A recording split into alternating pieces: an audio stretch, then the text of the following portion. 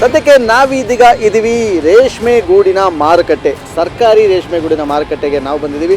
ಬನ್ನಿ ಇಲ್ಲಿನ ಮತದಾರ ಮಹಾಪ್ರಭುಗಳ ಒಂದು ಒಲವು ಯಾವ ಕಡೆ ಇದೆ ಅಂತ ಹೇಳಿ ನೋಡೋಣ. ಬನ್ನಿ ಕಮಾನ್. ಬೆಂಗಳೂರು ಗ್ರಾಮಾಂತರ ಲೋಕಸಭಾ ಒಂದು ಚುನಾವಣೆಯಲ್ಲಿ ನಿಮ್ಮ ಒಂದು ಒಲವು ಡಿ ಕೆ ಸುರೇಶ್ ಅವ್ರ ಕಡೆನೋ ಡಾಕ್ಟರ್ ಮಂಜುನಾಥ್ ಅವ್ರ ಕಡೆ? ಸುರೇಶ್ ಅವ್ರ ಕಡೆ ಇಲ್ಲ.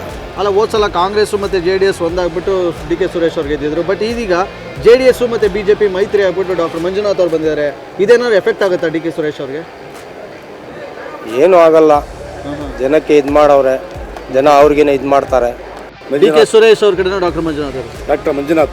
ಡಾಕ್ಟರ್ ಮಂಜುನಾಥ್ ಹೊಸಬ್ರು ಅಂತನಾ ಅಥವಾ ಹಿಂಗೆ? ಇಲ್ಲ ಇಲ್ಲ ಇಲ್ಲ, ಅವ್ರು ಯಾವುದೇ ಇತ್ತರಲ್ಲೇ ದೇವೇಗೌಡ ಇತ್ತರಲ್ಲಿ ಒಳ್ಳೆ ಇವ್ರವರು ಒಂದು ಒಳ್ಳೆ ಕಾರ್ಯ ಮಾಡಿದಂತ ಅವ್ರ ಮೇಲೆ ನಂಬಿಕೆ ಇದೆ. ನಮಗೆ ನಂಬಿಕೆ ಗ್ಯಾರಂಟಿ ಐತಿ. ನಿಮ್ಮ ಒಂದು ಒಲವು ಡಿ ಕೆ ಸುರೇಶ್ ಅವ್ರ ಕಡೆ ಡಾಕ್ಟರ್ ಮಂಜುನಾಥ್ ಅವ್ರ ಕಡೆ? ಕಾಂಗ್ರೆಸ್ಸೇ ಬರುತ್ತೆ ಸರ್. ಕಾಂಗ್ರೆಸ್ ಅಂತೀರಾ? ಕಾಂಗ್ರೆಸ್. ಯಾಕೆ? ಎಲ್ಲರಿಗೂ ಅನುಕೂಲ ಮಾಡವ್ರೆ, ಎಲ್ಲರಿಗೂ ಚೆನ್ನಾಗೈತೆ. ಬಸ್ ಬಿಟ್ಟವ್ರೆ, ಎಲ್ಲರಿಗೂ ಬಡವ್ರಿಗೆ ಎಲ್ಲ ಅನುಕೂಲ ಮಾಡವ್ರೆ, ಅವರೇ ಬರುತ್ತೆ ಸರ್. ಹಂಗಾದ್ರೆ ಈ ಸಲ ಹೊಸ ಮುಖಕ್ಕೇನು ಮನೆ ಹಾಕಲ್ಲ ಅಂತೀರಾ? ಏನಿಲ್ಲ ಸರ್, ಅದೇನೆ. ಹಂಗಿದ್ರು ತುಂಬ ಟಫ್ ಇದೆ, ಇದ್ರ ಮೇಲೆ ಫೈಟ್ ಇದೆ ಅಂತಾರಲ್ಲ? ಟಫ್ ಐತೆ, ಹಂಗಿದ್ರು ಅವರೇ ಬರೋದು ಸರ್. ಹಂಗಿದ್ರು ಅವರೇ ಬರೋದು. ಏನು ಪ್ಲಸ್ ಪಾಯಿಂಟ್ ಅಂತೀರಾ ಡಿ ಕೆ ಸುರೇಶ್ ಅವ್ರಿಗೆ? ಬಡವ್ರಿಗೆಲ್ಲ ಸ್ವಲ್ಪ ಇದು ಮಾಡೋರು ಅವರು, ಅದಕ್ಕೆ ಅವರು ಬಿಟ್ಕೊಡಲ್ಲ ಅವರು ಎಲ್ಲ. ನಿಮ್ಮ ಒಂದು ಮತ, ನಿಮ್ಮ ಒಂದು ಒಲವು ಡಿ ಕೆ ಸುರೇಶ್ ಅವ್ರ ಕಡೆನಾ ಅಥವಾ ಡಾಕ್ಟರ್ ಮಂಜುನಾಥ್ ಅವ್ರ ಕಡೆನಾ? ಡಿ ಕೆ ಸುರೇಶ್ ಅವ್ರ ಕಡೆ. ಯಾಕೆ? ಏನು ಸಹಾಯ ಮಾಡ್ತಾವ್ರೆ ಸರ್. ಈಗ ಡಾಕ್ಟ್ರು ಅಫಿಷಿಯಲ್ ಆಗಿರ್ತಾರೆ, ಅವ್ರು ಈ ಥರ ನೆಕ್ಸ್ಟ್ ಬರ್ತಾರೆ ಅಂತ ನಿಮಗೆ ನಂಬಿಕೆ ಇದೆಯಾ? ಹೌದು, ಅವರು ಆ ಹುದ್ದೆನಲ್ಲಿ ಅವರಿದ್ದಂಥ ಕೆಲಸದಲ್ಲಿ ಅವರು ಅಂತ ಮಾಡುವಂಥ ಕೆಲಸ ಮಾಡಿದ್ದಾರೆ.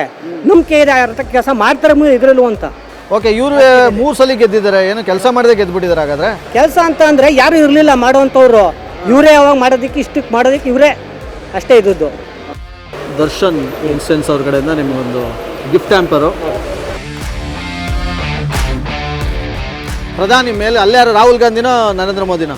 ರಾಹುಲ್ ಗಾಂಧಿ ಅವೇನು ಮಾಡ್ತಾನೆ ಚೀಲ, ಅವನ ಕಲಿ ಏನಾಗಲ್ಲ, ಅವ ಏನು ಮಾಡ್ಲಿಕ್ಕೆ ಸಾಧ್ಯನೇ ಇಲ್ಲ. ಈಗ ಭಾರತ ದೇಶದಾಗ ಅವ ಯಾವುದೇ ಪಕ್ಷ ಇರಲಿ ಏನಿರಲಿ ಪ್ರಧಾನಮಂತ್ರಿ ಆಗೋದು ಅವನೇ, ಈ ವಿಶ್ವ ನಾಯಕ. ನಾನು ಕಾಂಗ್ರೆಸ್ದವ, ಆದರೆ ಅವನ ಪರವಾಗಿ ಮಾತಾಡ್ತಾ ಇದ್ದೀನಿ. ನಾನು ಕಾಂಗ್ರೆಸ್ ಹೆಡ್ಪಿ. ಆದ್ರೆ ವಿಶ್ವ ನಾಯಕ ಯಾರಂತಂದ್ರೆ ಮೋದಿ. ಅವ್ರು ಬೇಕು, ಅವ್ರು ಇರುವವರೆಗೆ, ಜೀವಂತ ಇರುವವರೆಗೆ ಈ ಭಾರತ ದೇಶ ಪ್ರಧಾನಮಂತ್ರಿಯಾಗಿ ಇರಬೇಕು. ಓಕೆ, ಹೇಳಿ ಸರ್, ನಿಮ್ಮ ಒಂದು ಒಲವು ಈ ಕ್ಷೇತ್ರದಲ್ಲಿ ಯಾರು ಬರ್ಬೋದು ಅಂತ? ಡಿ ಕೆ ಸುರೇಶ್ ಅವರ, ಡಾಕ್ಟರ್ ಮಂಜುನಾಥ್ ಅವರ? ಸರ್ ಮಂಜುನಾಥ್. ಯಾಕೆ ಸರ್ 10 ವರ್ಷದಿಂದ ಡಿ ಕೆ ಸುರೇಶ್ನ ನೋಡಿದ್ದೀವಿ ನಾವು.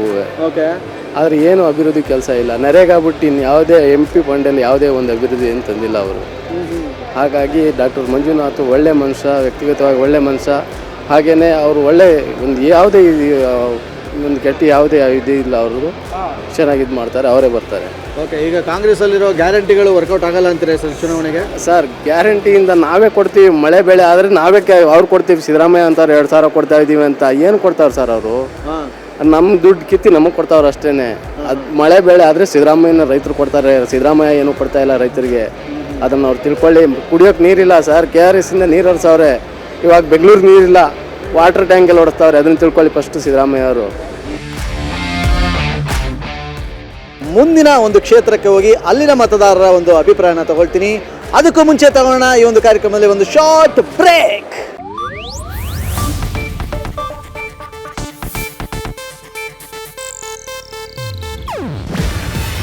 ಇದು ಏಷ್ಯಾನೆಟ್ ನ್ಯೂಸ್ ನೆಟ್ವರ್ಕ್ ಪ್ರಸ್ತುತಿ.